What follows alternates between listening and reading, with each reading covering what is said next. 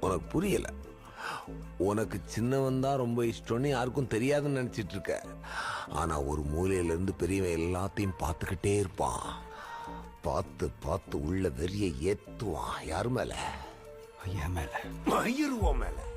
உன் மேல இருக்கிற வெறியாகணும்.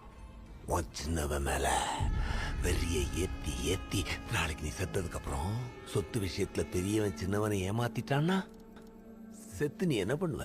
நீ கொடுத்த சொத்தையும் சின்னவங்கிட்ட ஆட்டைய போட்ட சொத்தையும் வச்சு பெரியவன் டபுள் ட்ரிபிள்னு சம்பாதிச்சு கவுன்சிலர்னு எம்எல்ஏன்னு எங்கேயோ இருந்தா உன் சின்னவன் மட்டும் சாதாரண இன்ஸ்பெக்டர் வேலையில கிடைச்சும் கிடைக்காத அந்த சம்பளத்துல நானும் என் அண்ணன் மாதிரி ஆகணும்னு ஒரே வாழ்க்கை லட்சியத்தோட அவனுக்கு மிச்சம் இருக்கிற இந்த ஒரு லேண்டையும் இந்த வீட்டையும் காப்பாத்துறதுக்கு அந்த மூத்தவங்கிட்ட இருக்கிற ஆடிட்டர் கம் ரொம்ப இம்பார்ட்டன்ட் பர்சன் நினைச்சு உன்ன மாதிரி ஒரு உதவாக்கரையை கிட்னாப் பண்ணி கொண்டு நீங்க வச்சு அடிச்சா பெரியவன் போர் எடுக்கல. பாத்தியா உன் பாசத்தோட பார்ஷியாலிட்டியால எவ்வளவு பிரச்சனை?